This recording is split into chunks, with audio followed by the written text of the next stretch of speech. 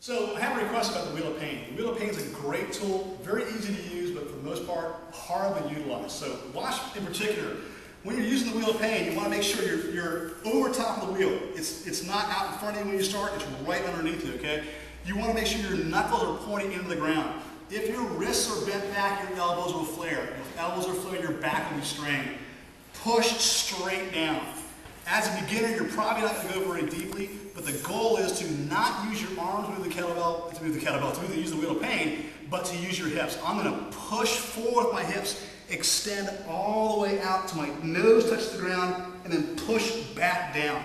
So as opposed to using the the anterior chain, the front, I want to use the back. So watch again, I push, push, push, push, push, push, push, and then pull back up, okay? Notice that I'm not sticking my butt back. I'm not starting with my butt up in the air and going to here. As soon as you do that, you're loading your spine. You'll see a lot of guys on the web do that. It's not a really advisable thing to do. So let's change the angle. So when you're doing the wheel of pain, make sure you aren't putting your head up or putting your head down, okay? Keep the head neutral. The tendency when you put the head down is to arch the back, put the head up is to drop the hips.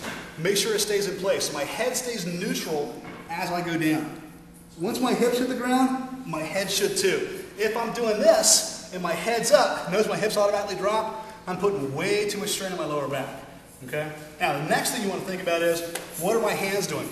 This is a question of grip strength. If my wrists start off broken like this, my elbows are going to flare. I'm going to take a lot more into shoulders than I need to. I want to keep my elbows locked, pushing my hands in the ground like I'm throwing a punch. As I push, I keep pushing, pushing, pushing, pushing, pushing, pushing. As I go forward, my hands eventually, knuckles will be pointing forward. When I come back up, they should end up back underneath me again, okay?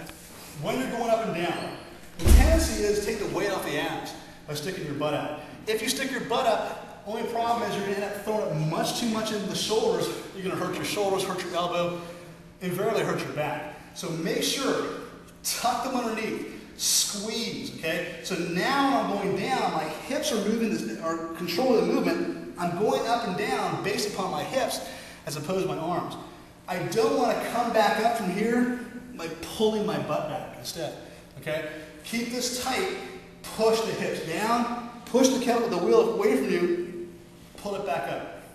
Yeah, you want to make sure knuckles are pointing down on the ground, elbows are locked out, lats are flared. Squeeze the glutes, push forward, pull back up. Push forward, pull back up.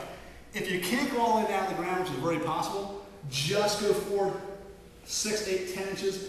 Make sure you maintain the same sort of structure. You get the same benefit, okay? Enjoy. Thanks.